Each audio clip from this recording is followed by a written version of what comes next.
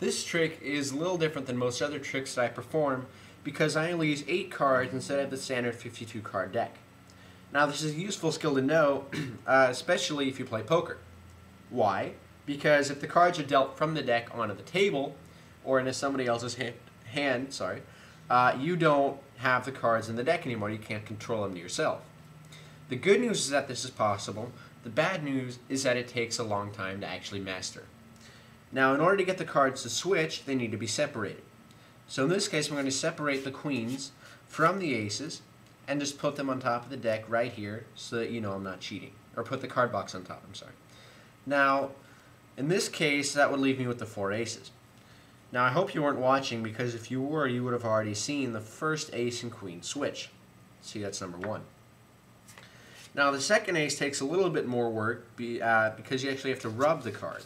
You see, now if you rub it enough and if you practice this enough, you can get the card to eventually turn into a queen. The ace to eventually turn into a queen.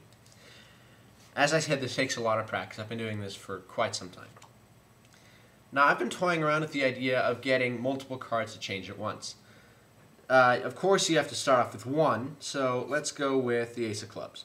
If we snap here and we snap here, we turn the ace over, snap one more time to make the change final, there's the queen.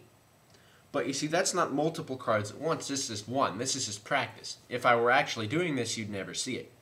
See, if I snap twice and snap twice, we can get the first queen and the second queen, which must mean that the aces are down here.